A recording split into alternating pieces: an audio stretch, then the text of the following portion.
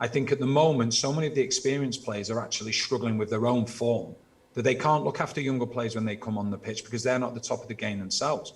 And that's a big difference. When I look at Liverpool, you see the younger players that have come through in recent times, the likes of Henderson, the likes of Van Dijk, the likes of Milner.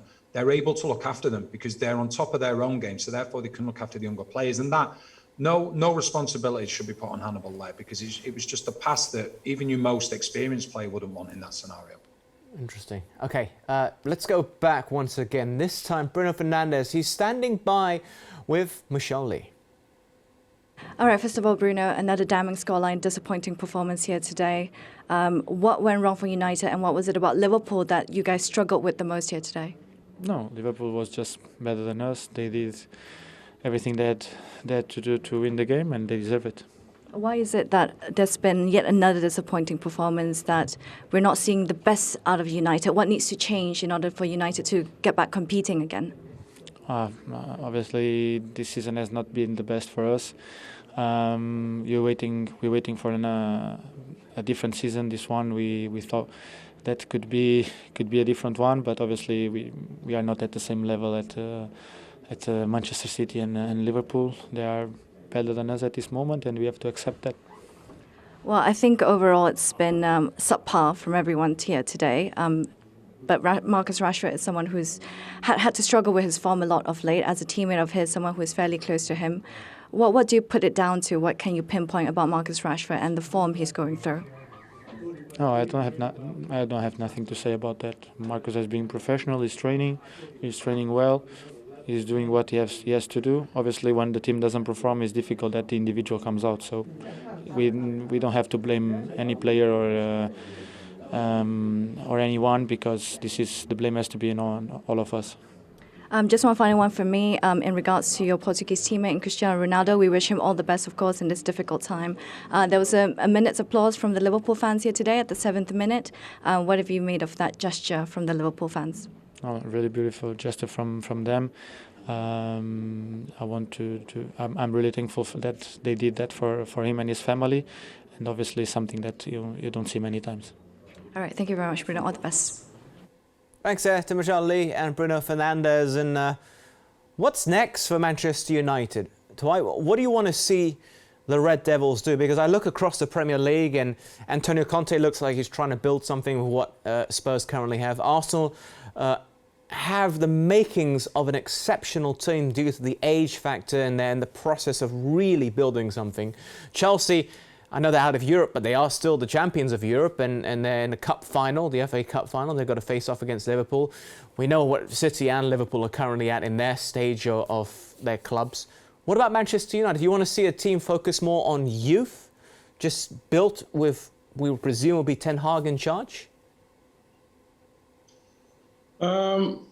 Listen, I think it's difficult to really put one particular point. I think there is a series of things that need to be done. Obviously, a new manager has been appointed. He has to come in and inherit the team, and then obviously build his own philosophy and team around him, get his new members of staff, get used to the new surrounding, and try to build from there. Yeah, youth has always been a big policy of ours, given the youths coming through. And we still got relatively young players in there. We got, players, under 25, at least 4 or 5 players. And usually you can build a team around 4 or 5 players with the experience that we have.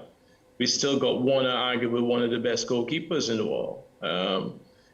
So from that point of view, you got, Rashford, who I continue to say, what I saw with my own eyes being at Carrington and the training ground, I see it as special talent. For whatever reason, managers are not getting that out of him at the moment. And that's a real concern for me, because he's some hell of a player. You got Sancho, we invest a lot of money in him, young player. We got the likes of Hannibal. We got, trying to think who else, because I'm so messed up. Elanga's exciting. Yeah, so we always had that policy of, bringing through the youths and giving the youths an opportunity. But when we are that desperate for some type of success, because this club, as much as we give youths a chance, this club is built on success.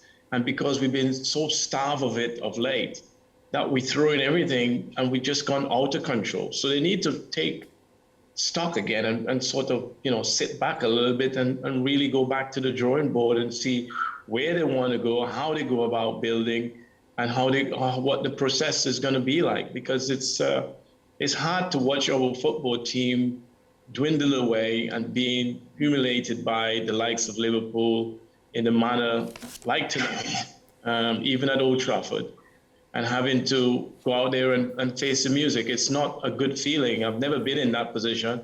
And I dread to think, as a player walking around in Manchester, you probably don't want to go outside. So they need to get back to the drawing board. They got to think long and hard as to where the club and where they want to go.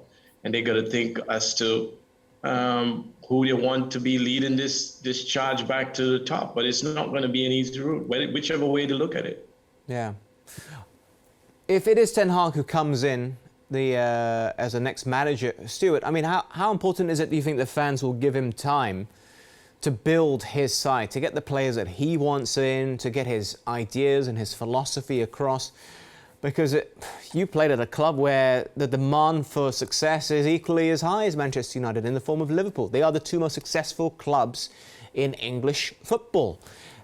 You got yourself a League Cup. You also got to the final of an FA Cup within the same season when you were at Liverpool, which I'm sure would have sated the fans' appetite. I was there at the League Cup final. I was presenting pitch side for that, so I witnessed it firsthand. Yeah, I think obviously when I first went to Liverpool, obviously they had the takeover. We started to sort of build a squad. Yes, we won the cup final the first season, but we finished 8th in the league. And obviously at the time, Liverpool fans are probably looking, thinking, we want better than that, at least top 4. But obviously Kenny had spent a lot of money, and that takes time. Then they sacked him, then Brendan came in, and he sort of bought a few players and started to build and build. And like the lad said, when Jurgen took over from Brendan, it was sort of the same philosophy, but he just bought better players and he carried it on. And like I say, like the lad said, they hadn't won anything for 20 or 30 odd years, and all of a sudden, that now they look like they could win something every year. That takes time, and you've got to get the right manager there and send the right messages. Like I say, when Jurgen came in, I think he said, I want to win the league and the Champions League, and everyone probably thought he was crazy, but, he said, give me time and let me get the team I want and I'll challenge. And that's what his job was, to challenge, the top teams, which he has done, and he's overtook a few of them. And now he looks like he could win something every year, and like I say, they're on for the quadruple. They might not win it, but, they're involved in every competition. And like the lads have said there, if Ten Hag comes in, he has to get the message across to the fans, the people, and say, listen, this is going to take time. Might be a few bumps in the road, but we'll get there in the end. But, I need to be given assurances that I can buy my own players and build my own style, because that's what it's going to take. And someone has to just be brave enough maybe to say it, if it's that's the owners or the manager. Yeah. I would highly recommend the Sir Alex Ferguson documentary. I think it came out last year, which was produced and directed by his son. And they talked about the early stage of his time at Manchester United and how fans had banners up saying Fergie out. They weren't happy of him. But look what happened once time was given to Sir Alex Ferguson, the most successful manager in British history. One of the greatest stories of all time when it comes to the beautiful game.